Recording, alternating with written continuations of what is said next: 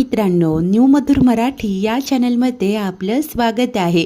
मित्रांनो, तुम्ही जर का हे रिव्ह्यूज एन्जॉय करत असाल, माझे रेग्युलर व्ह्यूवर असाल, तर रिक्वेस्ट आहे प्लीज या चॅनलला नक्की सबस्क्राईब करा. तर मित्रांनो, आजच्या एपिसोडमध्ये जेव्हा जानकी सर्व शेतकऱ्यांना ते पैसे दाखवते आणि हात जोडून त्यांना विनंती करते की पैसे परत आलेत, ऋषिकेशची यात काहीही चूक नाही आहे, त्यामुळे तुम्ही पोलीस स्टेशनला फोन करून ही केस मागे घ्या. तेव्हा मात्र हे शेतकरी सांगतात की परंतु ही चोरी केली कोणी होती ते आम्हाला कळायलाच हवं. तेव्हा ऐश्वर्या म्हणते की तुम्हाला पैसे मिळालेत ना, मग त्याच्याशी काय घेणं देणं.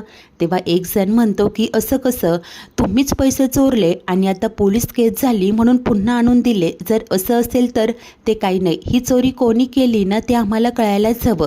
तेव्हा जानकी सर्वांना शांत करते आणि समजावते की हे बघा, ही चोरी नक्की कोणी कशासाठी केली हे अद्याप आम्हाला माहिती नाही आहे.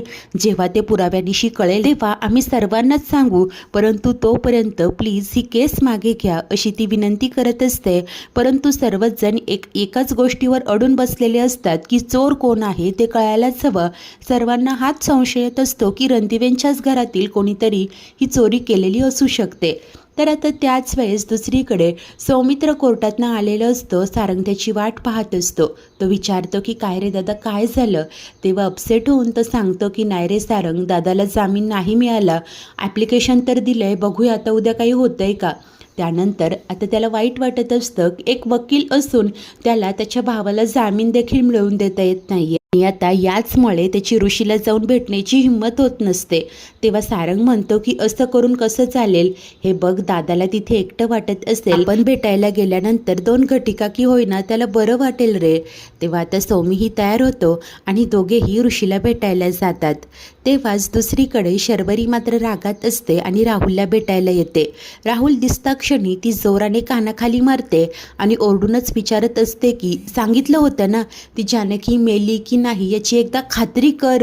पण नाही, अरे ती वाचली, अरे ती ऐश्वर्या आणि अवंतिका तिला घरी घेऊन आल्या आणि तिचं नशीब चांगलं ते तर वेगळंच. तेव्हा आता हा राहुल बोलतो की अगं पण ती जानकी अशी कशी वाचली, ते सगळं जाऊ देत शरू, हे बघ आपण सगळे पैसे घेऊया, मी उद्याच ते कन्वर्ट करतो आणि आपण इथून निघून जाऊया, कारण इथे राहणं आता खूप रिस्की असू शकतं, ती जानकी आपल्याला एक्सपोज करेल. तेव्हा शर्वरी सांगते की आता असं काहीही करता येणार नाही, तो धक्क्याने का म्हणून विचारतो. तेव्हा शर्वरी पैसे चोरी गेल्याचं त्याला सांगते आणि दोघेही आता शॉकमध्ये असतात. तेव्हाच इकडे बाजार समितीत जानकी सर्वांना सांगते की आमच्यापैकीच कोणी चोरी केली असेल असं तुम्ही म्हणूच कसं शकता, आमच्या घराला तर तुम्ही सगळेच ओळखता. पंचक्रोशीत जर का मदतीची कुणाला गरज असेल ना, तर त्यांना सर्वात आधी आमचं घर, नानासाहेब रणदिवे, ऋषिकेश रणदिवे हे मदत करायचे. हे बघा, आम्ही केलेली मदत मला ही अशी बोलून दाखवायची नाही आहे आणि आम्ही कुठल्या चोरीचंही समर्थन करत नाही. हे बघा, ही चोरी नक्की कुणी का केली असेल हे अद्याप आम्हाला स्पष्ट नाही आहे. जेव्हा हे सगळं पुराव्यानिशी कळेल तेव्हा तुम्हाला विश्वासात घेऊन सगळं सांगू, परंतु तोपर्यंत तुम्ही आमच्यावर विश्वास ठेवा, हात जोडून मी विनंती करते. आता हे ऐकून समितीत आलेले लोक देखील आपापसात बोलत असतात की आता कित्येक वर्षांपासून तिजोरीत पैसे असायचे, कधीही एक पैसा इकडचा तिकडे झाला नाही. रणदिवे कुटुंब हे असं नीच काम करणारच नाही आणि आता पैसे तर मिळालेत ना, त्यामुळे विनाकारण ऋषिकेश दादांना अडकवून ठेवण्यात काही अर्थ नाही, असंच आता एकमताने ठरलेलं असतं आणि सर्वच जण ही केस आता माघारी घेणार असतात. ते ऐकून जानकीच्याही जीवात जीव आलेला असतो. त्याच वेळेस दुसरीकडे आता शरू आणि राहुल दोघेही आपापसात भांडत असतात. तर तिला चिडूनच विचारतो की नक्की काय झाले ते सांगशील का. तेव्हा ती सांगते की पैसे गेले, अरे म्हणजे, आणि आता कसं कसं काय घडलं ती सगळं सांगत असते. कशाप्रकारे तिने ऐश्वर्याचा प्लॅन ऐकला, जानकीला अडकवण्यासाठी मुद्दामून ते पैसे नेऊन तिच्या कपाटात ठेवले आणि जेव्हा झडती घेण्याच्या निमित्ताने सर्वजणी तिथे खोलीत गेल्या तेव्हा तिथे ते पैसे नव्हते, बॅगच नव्हती. आता मात्र हे सगळं ऐकून राहुल तिच्यावर प्रचंड भडकतो. तो म्हणतो की अगं मूर्ख आहेस का तू, मी तुला कालच सांगत होतो की पैसे घेऊन जाऊच नको, हे सगळं ना तुझ्यामुळे घडलंय. तेव्हा ती मात्र त्यालाच दोष देत सांगते की नाही, तुझ्यामुळे घडलं. अरे तुला ती जानकी मरेपर्यंत तिथे थांबायला काय हरकत होती. ती जानकी वाचली, घरी आली आणि त्या तिघींनी मिळून हा सगळा प्लॅन केला. तेव्हा आता राहुल देखील वैतागत असतो. पुढे शर्वरी त्याला म्हणते की हे सगळं जाऊ दे, आता काय आपण फक्त एकमेकांना ब्लेम करत बसणार आहोत का, पुढे काय करायचंय. परंतु राहुल ऐकायलाच तयार नसतो. तुझ्याचमुळे हे झालं असं बोलून दाखवतो. तेव्हा ती रागाने म्हणते की ठीक आहे, हा असा जर का ब्लेम गेम खेळायचं असेल ना तर मला बोलायचंच नाही आहे. आणि ती वैतागत तिथून निघून जाते. राहुल देखील संतापलेला असतो. मूर्ख बाई, सगळं काही गमावून बसली असं आता तो चिडचिड करत बोलतो. तर त्याच वेळेस दुसरीकडे जेव्हा सौमित्रा आणि सारंग लॉकअपमध्ये ऋषीजवळ येतात, त्यांना असं समोर पाहून ऋषी खूप भावूक होतो. काळजीनेच विचारपूस करत असतो. तो सुमित्रेबद्दलही चौकशी करतो. ते पाहता सारंग म्हणतो की दादा, अरे तू इथे एकटा आहेस आणि तुला मात्र आमचीच काळजी, तुला हे असं बघवत नाही आहे रे. तेव्हा तो हसूनच म्हणतो की अरे तुम्हीच मला म्हणायचा ना दादा किती काम करतोय, जरा आराम कर, मग इथे माझा आरामच सुरू आहे असं समज. तेव्हा आता सौमित्र बोलतो की दादा तू जरी लपवत असलास ना तरी तुझ्या मनातलं हे दुःख कळतंय रे आम्हाला. त्यानंतर आता सारंग म्हणत असतो की दादा अरे तू किती वर्षांपासून समितीतल्या लोकांसाठी झटतोय, त्यांच्यासाठी काम करतोय, परंतु तरीही त्यांनी तुझ्यावर इतका अविश्वास का दाखवला असेल, मला हे अजिबात पटलेलं नाही आहे. तेव्हा ऋषी त्याला समजावतो की अरे 5 कोटी चोरी जाणं ही काही छोटी गोष्ट नाही आहे आणि जेव्हा प्रश्न पैशांचा येतो ना तेव्हा कोणीच कोणाचं नसतं. त्यानंतर सौमित्र म्हणतो की हो दादा खरं आहे तुझं, अरे पण दादा मी कोर्टात ॲप्लिकेशन दिलं आहे पण कोर्ट बंद आहे रे, माफ कर रे मला, तुझा भाऊ वकील असून काहीही करू शकत नाही आहे. तेव्हा ऋषी म्हणतो की सौमित्र अरे आता कोर्टच बंद आहे आणि तू जरी वकील असलास तरी तुझ्याही काही लिमिटेशन्स आहेतच ना, मी समजू शकतो असं म्हणत त्यांच्यात आता बोलणं सुरू असतं. तर त्याच वेळेस इकडे समितीमध्ये जानकी पुन्हा सर्वांना रिक्वेस्ट करते की पोलीस स्टेशनला फोन करून ऋषीवरची केस मागे घ्या. तेव्हा आता एकजण बोलतो की हो हो आम्हालाही तेच करायचं आहे आणि तो दुसऱ्या एका शेतकऱ्याला फोन करायला सांगतो. तेव्हा हा शेतकरी पोलीस स्टेशनमध्ये फोन करतो. इन्स्पेक्टर फोन रिसीव करतात. तेव्हा तो सांगतो की नमस्कार साहेब, मी बाजार समितीतून बोलतोय, काही दिवसांपूर्वी इथून पैसे चोरी गेले होते म्हणून ऋषिकेश रणदिवेंना तुम्ही अटक केली होती, परंतु आम्हाला आता आमचे पैसे मिळालेत त्यामुळे तुम्ही त्यांना सोडून द्या. तेव्हा इन्स्पेक्टर सांगतात की ठीक आहे मी त्यांना सोडतोय, परंतु फॉर्मॅलिटीज पूर्ण करण्यासाठी तुम्हाला इथे यावं लागेल. तेव्हा हा शेतकरीही होकार देतो. फोन कट करतो. आता कुठे जानकीच्या जीवात जीव येतो. ती देवाचे आभार मानते आणि लागलीच दोघीही पोलीस स्टेशनला निघणार असतात. तर इतर सर्व शेतकरी मात्र ते पैसे आता समितीच्या लॉकरमध्ये ठेवून देणार असतात. त्याच वेळेस इकडे पोलीस स्टेशनमध्ये इन्स्पेक्टरांच्या सांगण्यावरून कॉन्स्टेबल ऋषीला सोडण्यासाठी येतात आणि आता तो ऋषीला सांगतो की तुमच्यावरची केस मागे घेतली आहे आणि आता तो लॉकअपचा दरवाजा उघडतो. ऋषीलाही खूप आनंद होतो. तर तिथेच असलेल्या सौमित्र व सारंगला देखील पोलिसांकडून ही बातमी कळते. ते दोघेही खूप खुश होतात. त्यानंतर जेव्हा तिघेही बाहेर येतात तेव्हा त्यांच्यासमोर हाच प्रश्न असतो की समितीतील लोकांनी केस अशी अचानक मागे का घेतली असेल. तेव्हा ऋषी बोलतो की कदाचित ते पैसे परत मिळाले असतील. तेव्हा आता सौमी म्हणतो की कसं शक्य आहे दादा, एक विचारू का, तू वाईट नको वाटून घेऊस, तू तर खरंच पैसे नव्हते ना चोरले, हे बघ मी समजू शकतो, एक मोठा भाऊ म्हणून तू आमच्यासाठी काय करू शकतो ते, घरात काय परिस्थिती आहे तुला चांगलंच ठाऊक आहे, आई जेवत नव्हती, शिवाय नानांचं ते विल त्यामुळे तुझेही हात बांधले गेले होते, शरूलाही पैशांची गरज होती त्यामुळे मला असं वाटलं. तेव्हा आता ऋषी सांगतो की हे बघ, एक क्षण माझ्या मनातही हा विचार आला, हा मोह झाला होता, अरे आईचा राग घालवण्यासाठी मी चोरी करून जेलमध्येही जायला तयार होतो रे, परंतु त्याआधीच ही चोरी झाली, मी आईची शपथ घेऊन सांगतोय मी हे पैसे नव्हते चोरले. तेव्हा आता इकडे सारंग म्हणतो की दादा अरे माहिती आम्हाला. आता त्यानंतर सौमित्र म्हणतो की तुम्ही व्हा पुढे, मी आईला फोन करून कळवतो. त्यानंतर त्याने सुमित्रेला फोन करून ऋषीची सुटका झाली ही आनंदाची बातमी दिलेली असते. सुमित्रा ही खूप खुश होते आणि लवकर ऋषीला घरी घेऊन ये म्हणून सांगते. तर त्याच वेळेस जानकी आणि ऐश्वर्याही निघालेल्या असतात. तेव्हा ऐश्वर्या सांगते की हे बघ आता आपण डिरेक्टली घराकडे जाऊया, कारण पोलीस तर ऋषिकेश दादांना सोडणार आहेत, असं व्हायला नको, आपण तिथे पोहोचू आणि ते घरी जातील.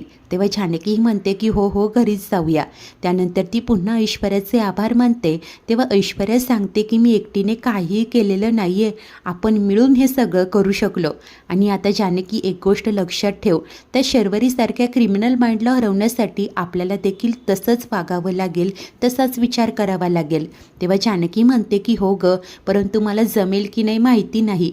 ऐश्वर्या असूनच म्हणते की हो ना, आणि जणू काय मी यात PhDच केली आहे. जानकी सांगते की तसं नाही ग, परंतु मला माहिती आहे तू खरंच बदलली आहे. तेव्हा ऐश्वर्या भावुक होऊन सांगते की हो, फक्त तुझ्याचमुळे मी त्या पूर्वीच्या ऐश्वर्याचा हात सोडू शकले. आणि दोघेही एकमेकींकडे पाहत खुश असतात. तर त्याच वेळेस इकडे घरी सुमित्रा दाराकडे डोळे लावून बसलेली असते. तेव्हा ही शरू घरी पोहोचते आणि तिला कळतं की ऋषीची तर सुटका झाली आहे. आता तिला आश्चर्य वाटतं. ती म्हणते की आई, पोलिसांनी कसं सोडलं असेल ग दादाला. भोळी सुमित्रा सांगत असते की अगं, त्यांनी ना त्याच्यावर बिनबुडाचे आरोप केले होते. आता कळली असेल त्यांची चूक आणि सोडलंय माझ्या ऋषीला. एक सांगू का, तो चोरी करूच शकत नाही.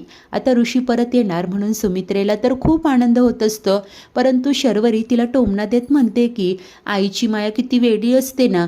बघ ना, दादाने मला वचन दिलं होतं तो मला पैसे देणार, परंतु त्याने ते पूर्ण केलं नाही. तरीही तू मात्र त्याचीच वाट पाहते, त्याला जीव लावते. तेव्हा सुमित्रा सांगते की हे बघ अगं, ऋषिकेश जरी सावत्र असला ना, तरी त्याने आपल्याला कधीच तसं जाणवू दिलं नाही. आणि त्याने त्याच्या बहिणीला वचन दिलंय ना, तर ते वचन तो नक्कीच पूर्ण करणार. तेव्हा शर्वरी तोंड वर करून बोलते की जर का वचन पूर्णच करायचं असतं ना, तर दादाने चोरी करूनही मला पैसे दिले असते.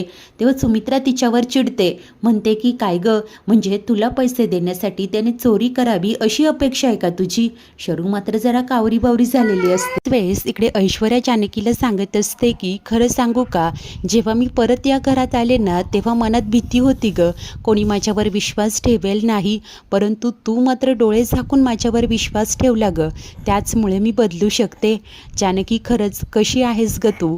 म्हणजे बघ ना, ज्या शर्वरीने अगदी तुला जीवे मारण्याचा प्रयत्न केला, तरीही तिच्याबद्दल तू कुणाला काहीही कळू दिलं नाही का, कारण तिच्या भावांना, आईला काय वाटेल. तेव्हा आता जानकी हसूनच म्हणते की पुरे झालं माझं कौतुक. ऐश्वर्या सांगत असते की नाही हे बघ, मी तुझं कौतुक करणारच. यापुढे ही तुझी शिक्षा असेल की मी तुझं रोज कौतुक करणार, आणि जर तुला कोणी काही बोललं ना, तर त्याच्याशी मी भिडणार, आणि तू मात्र मला अडवायचं नाही. तेव्हा जानकी सांगते की हो बाई, नाही अडवणार. बरं चल, आता घरी उशीर होत असेल. आणि आता दोघीही घराकडे निघतात. त्याच वेळेस इकडे ही ढोंगी शरू सुमित्रेला सांगत असते की नाही आई, मला तसं म्हणायचं नव्हतं ग. म्हणजे बघ ना, जर तो माझा सख्खा भाऊ असता तर मला मदत करण्यासाठी एक वेळेला त्याने चोरीही केली असती, परंतु त्याने मात्र असं केलं नाही. तेव्हा आता सुमित्रा सांगते की नको ग काळजी करू शरू, तुला तो पैसे नक्की देईल, त्याने दिलेला शब्द तो नक्की पाळेल. आणि इतक्यात आता सारंग ऋषी सौमित्र दाराशी येतात. सारंग दुरूनच म्हणतो की आई, अगं दादाला घेऊन आलो तेव्हा खुश होऊन सुमित्रा सांगते की हो तिथेच थांबव त्याला. ती शरूला आरतीचं ताट घेऊन यायला सांगते. शरूचं तोंड मात्र पडलेलंच असतं. त्यानंतर ऋषी दाराशी येतो. सुमित्रा खूप खुश असते, त्याच्या पायावर पाणी टाकते, भाकर तुकडा ओवाळून त्याची दृष्ट काढत असते. त्यानंतर सर्वजण आतमध्ये येतात. तेव्हा सुमित्रा काळजीने विचारपूस करत म्हणते की ऋषिकेश, अरे तिथे तुला खूप त्रास दिला का रे, बघ ना काय अवस्था झाली आहे तुझी. तेव्हा ऋषी तिला सांगतो की नाही आई, मला तिथे कोणी काहीही केलं नाही, उलट इथे तुझी काय अवस्था होत असेल या विचारांनी मी डिस्टर्ब होत होतो ग, परंतु आता तुला पाहिलंय ना, खूप बरं वाटतंय. सुमित्राही सांगते की हो रे, तुला बघून माझ्याही जीवात जीव आला. त्यानंतर आता ऋषी जेव्हा जानकीबद्दल विचारतो, तर तेव्हा सुमित्रा लगेच म्हणते की खरं सांगू का ऋषिकेश, अरे तू इथे परत येतोय म्हटल्यावर जानकीने घरात असायला हवं होतं, तुझ्या स्वागताची तयारी करायला हवी होती, परंतु ती न सांगता कुठे गेली आहे कुणास ठाऊक. तिला ना तुझी अजिबात काळजी नाही आहे. आता याआधीच शर्वरीने सुमित्राजवळ चुगल्या केलेल्याच असतात की कशाप्रकारे ऋषिकेश दादा घरी येतोय आणि जानकी घरात नाही आहे वगैरे वगैरे. आता तेव्हाच इकडे आता जे घडत असतं, तेव्हा दाराशी जानकी आणि ऐश्वर्या आलेले असतात. जानकीने सुमित्रेचे हे बोलणं ऐकलेलं असतं. तेव्हा सुमित्रा ऋषीला बोलत असते की अरे, एकतर तिच्या चुकीमुळे तुला जेलमध्ये जावं लागलं, नानांच्या बाबतीत देखील हे सगळं घडलं, आणि तुला खरं सांगू का, तुला जितकी तिची काळजी आहे ना, तेवढी काळजी तिला तुझी नाही आहे. आता हे सगळं ऐश्वर्याला असह्य होतं. ती ओरडूनच म्हणते की बस झालं आई, आणि लगेच तावाने आतमध्ये येते आणि सुमित्रेला म्हणते की हे बघा आई, उगीच जानकीबद्दल ऋषिकेश दादांना वाटेल ते सांगू नका. खरं तर बाजार समितीच्या लोकांनी केस मागे घेतली ना, ती फक्त आणि फक्त जानकीमुळे. असं बोलून ती सर्वांचे डोळे उघडते. सर्वांनाच आश्चर्य वाटत असतं. जानकी दाराशीच उभी असते. मित्रांनो, आजचा एपिसोड इथेच संपतो. तर पुढील भागात ऋषी जानकीला विचारत असतो की मला सांग, तुला ते पैसे कुठे सापडले आणि कोणी चोरले होते, तू फक्त मला नाव सांग. तेव्हा जानकी शरूकडे पाहतच म्हणते की चोर जो कोणी असेल ना, तो लवकरच समोर येईल ऋषिकेश. आता त्यानंतर रात्री अचानकपणे जेव्हा जानकी इकडे ऐश्वर्या आणि सारंग तिघेही घराच्याच मागे काहीतरी खोदतात, तिथे त्यांना विक्रांतची डेड बॉडी सापडते. आता तिघेही खूप घाबरून जातात.